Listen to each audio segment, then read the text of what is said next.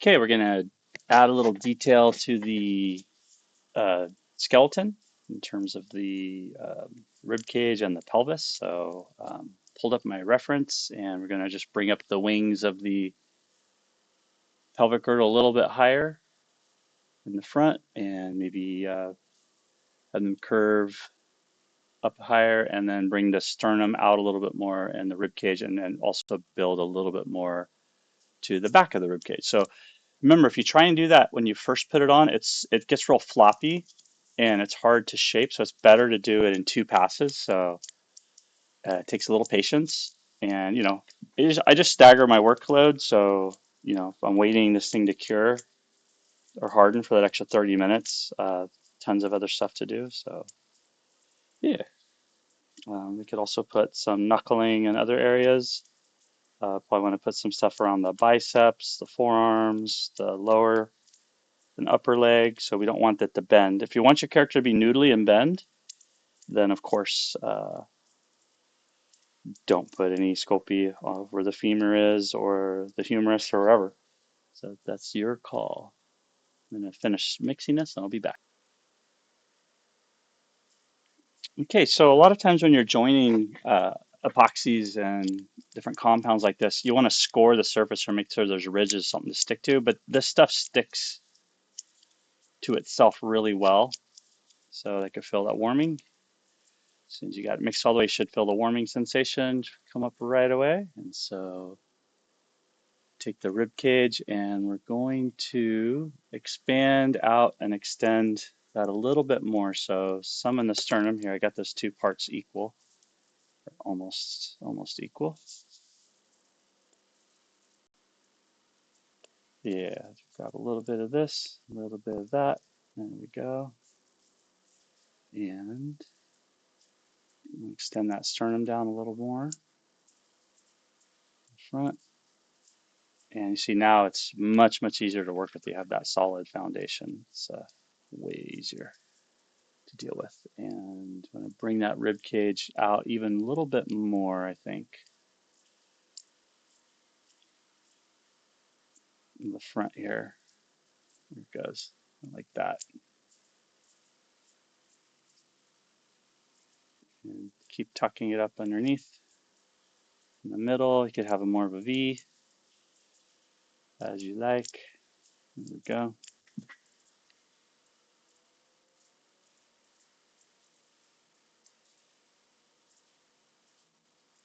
And that bony protrusion, remember, is going to be right there in the front. So we want to make sure that stays out. And then we can take our tool and just kind of press it up. Now you have something to press it against. It's not all just mush. Much easier. Get a little curve. You can bring it in as well. This way. There we go.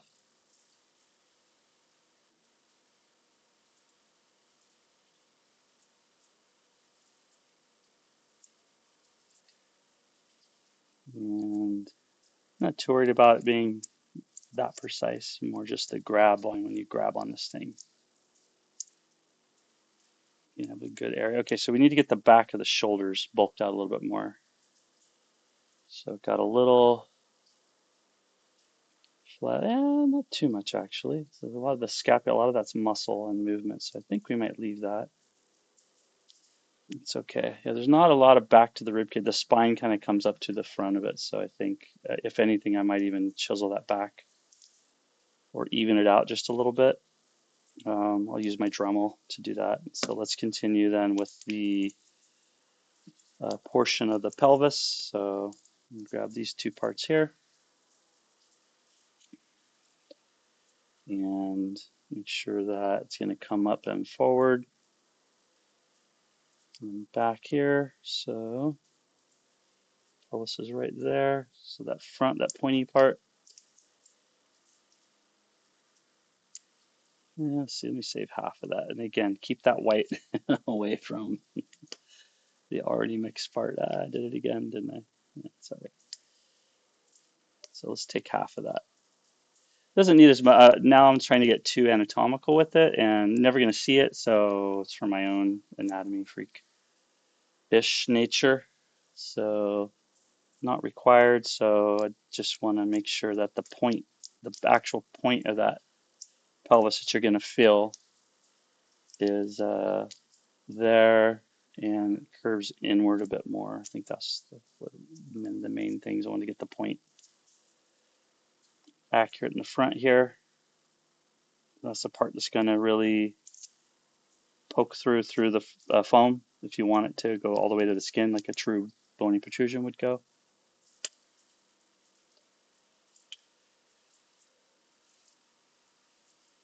And see, it's easier to handle now. Um, Much easier once you get that initial chunk on there. And it should stick really nice. Yeah, kind of fan that out a bit more this way.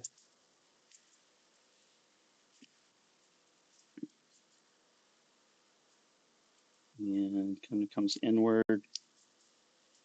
Most of the rear end, most of the butt, gluteus maximus is medius is muscle. So it really extends off from the tailbone right in here.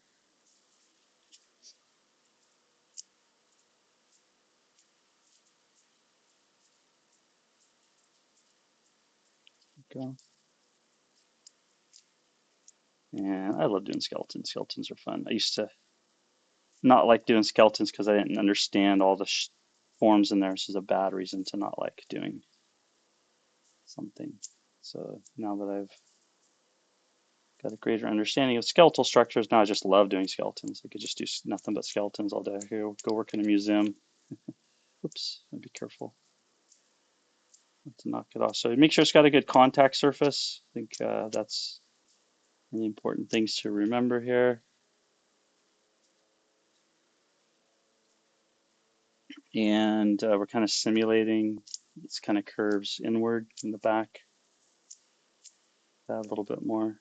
Again, not too accurate, but and then you have the tailbone here. And pelvis surprisingly narrow for both male and female. From the side view, it's not that wide going this way, so I might already be bulking it maybe too much, but I can always grind it down.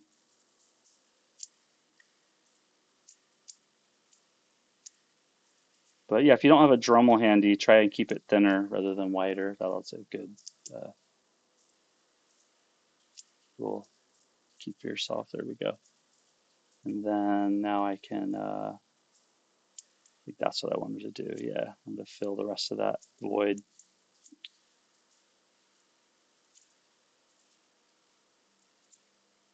Even, make sure it's even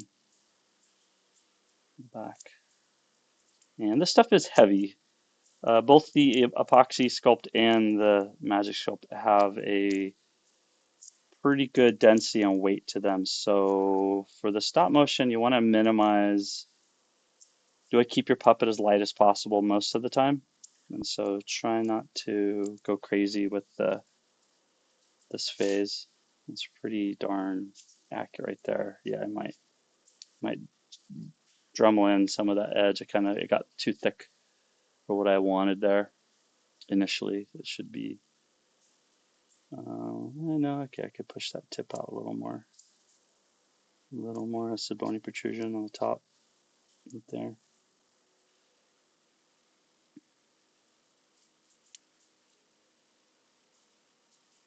And then look at it again from the side view, side drawing, and yeah, this bony protrusion in the front of the rib cage can come out some more.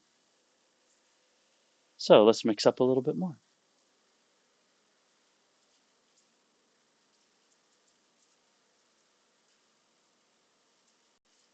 A little bit more.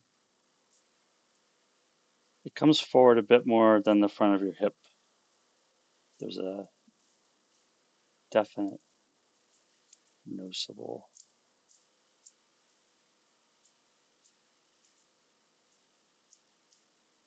front of the pelvic bone there, front of the rib cage, bony protrusion over there.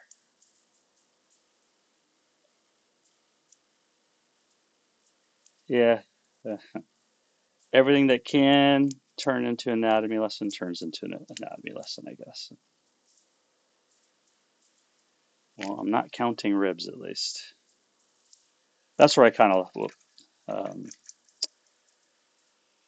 initially like counting the ribs and knowing like how the scapula, the floating joint of the shoulder and all that stuff worked. It was daunting. It was a lot to know.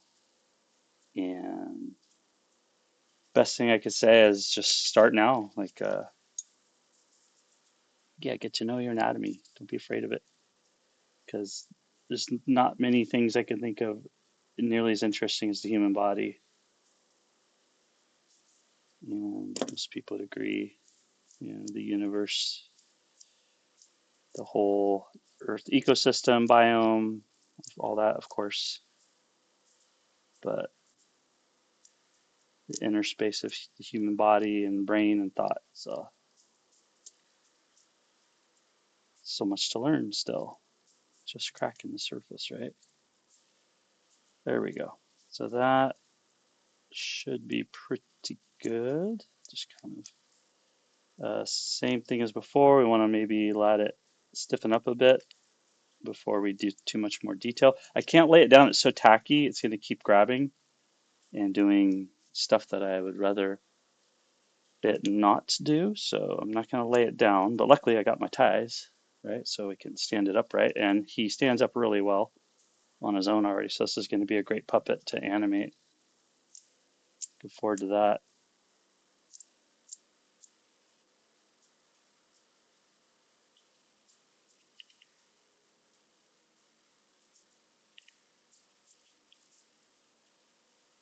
Okay, so that's it for the magic sculpt for the rib cage and the pelvis. I'm gonna let it set for a little bit, and we'll come back. Okay, while it's curing, we're gonna look at the skull here. So it's the same base skull as the blah baldy guy, the plain Blaine. We'll call him plain Blaine. Plain Blaine has a face that's pretty accurate. We could carve in more for the eye sockets, and then we got to do the back of the skull. So I took the foam, measure where I want the back of the skull. Looks like that should be pretty close indeed. And take my long utility knife, carpenter's knife, if you like to call it. And I'm going to go at an angle here to start. And you can kind of saw with this. It took me a little while to get used to. You don't just pull straight. You want to saw back and forth with it a little bit as you go. Otherwise, it'll catch the little air foam pieces in there and it'll kind of pop on you. It'll break away pieces, so to speak. So there, so that I can saw and just, it's a razor blade, so be super careful, boys and girls. You do not want to cut yourself with this thing. It will cut right through you like butter. Yeah, there you can see it kind of crunches and gets kind of muffed if I try and force it too much. So yeah, it's all right though. Okay, another. So I'm just trying to do diagonals. I could just done one big straight cut to get the shape I want, but oh man, yeah, a little munchy. And I should my skull reference in front of me. And it's going to go like that. Pretty good. Yep. And then carve in these bottom two here.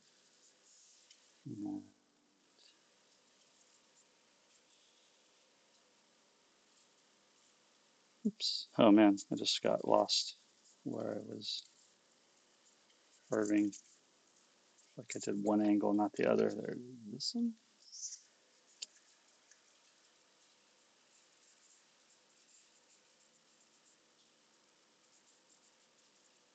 Hmm. Yeah, I think I goofed. That's all right. I think up like that is okay. Check the skull there.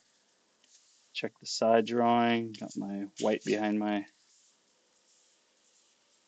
tracing paper a little bit. Yeah,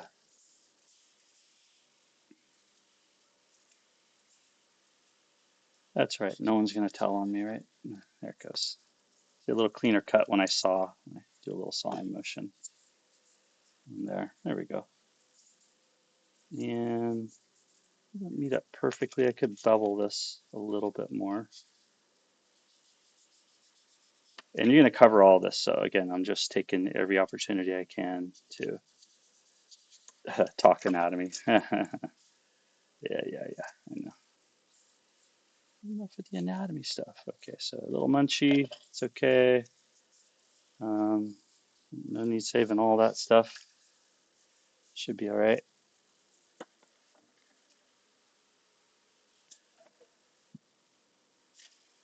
Okay, one of the next things we're going to do is we're going to bulk up the. We're going to make sure we leave all the joints free and open. We're going to bulk up with some magic sculpt on the forearm, the bicep, or the humerus, ulna and radius, femur, tibia, fibia. Down here, make sure we leave plenty of space for the wire to bend at the ankles, at the knee, and of course at the hips, the hip socket out there. And he's still standing really well. Got great balance. And so once those have finished curing, we'll come back and do some more with it.